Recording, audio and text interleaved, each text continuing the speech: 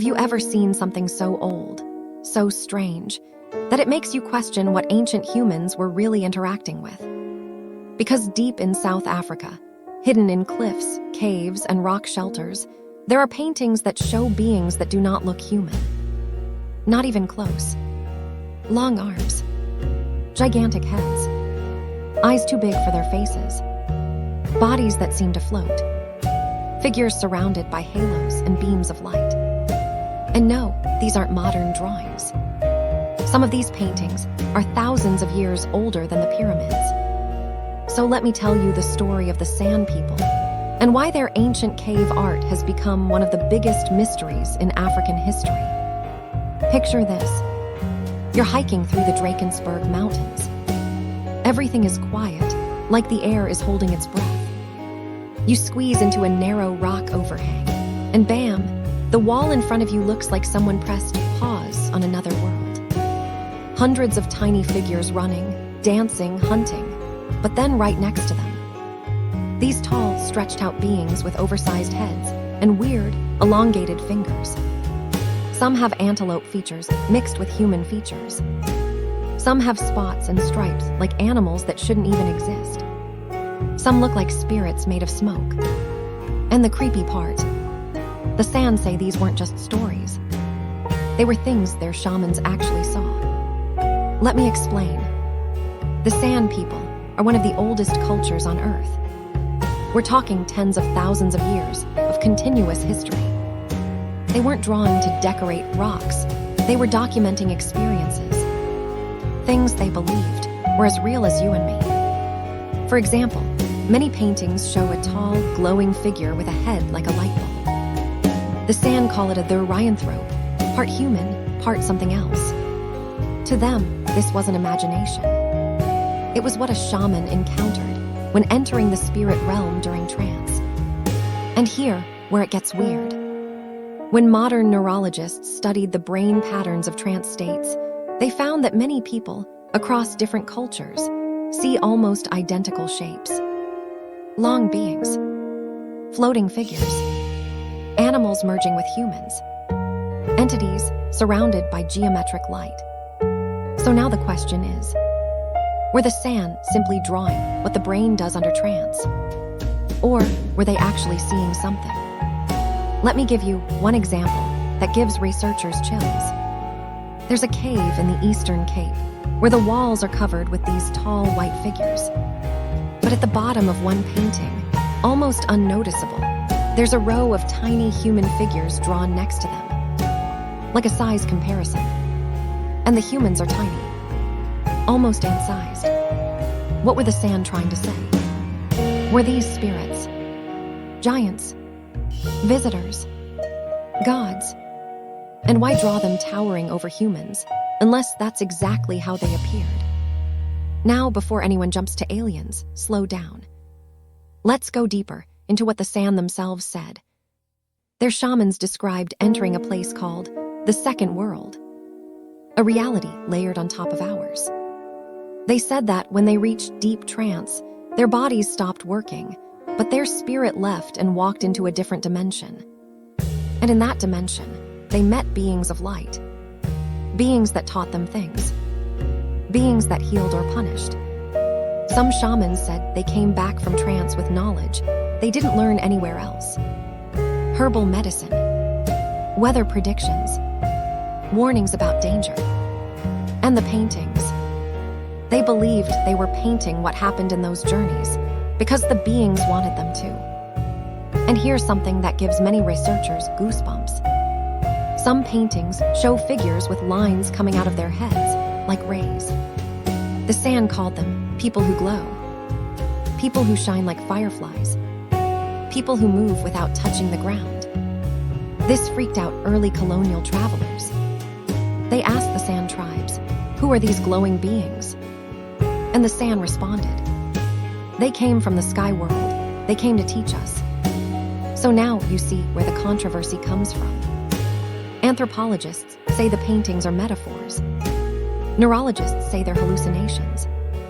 Archaeologists say they're ritual art. But the Sand say, no, these were real beings, You just don't believe us because we lived it and you didn't. Let me tell you about another painting that's become famous worldwide. It's called The Flying Antelope. It shows an antelope stretched taller than any antelope on Earth, but the legs are almost ghost-like, fatting near the bottom.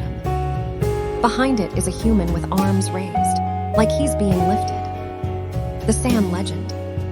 This painting shows the moment a shaman turned into an antelope spirit and flew. But then, there's another interpretation. Some modern researchers say the antelope's body looks like an aircraft. Smooth, rounded with no legs. Just hovering. Now, is that reaching? Maybe. Maybe not. Because here's something we can't ignore. These paintings are consistent. Across thousands of miles. Across thousands of years. Across different tribes who never met each other. Same beings. Same shapes. Same strange proportions.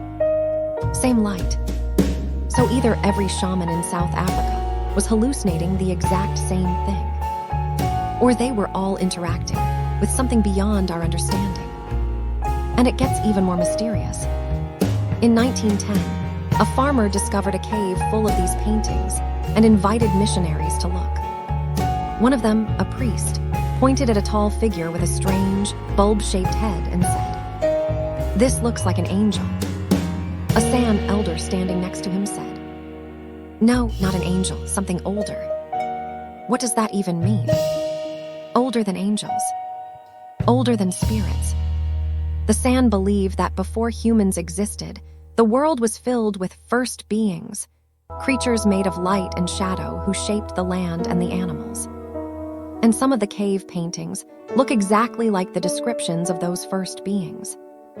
Here's another weird moment from the research files.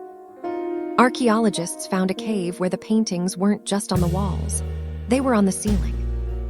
Way up, high. But the cave ceiling was impossible to reach without modern ladders. The Sand didn't have ladders. So how did they paint up there?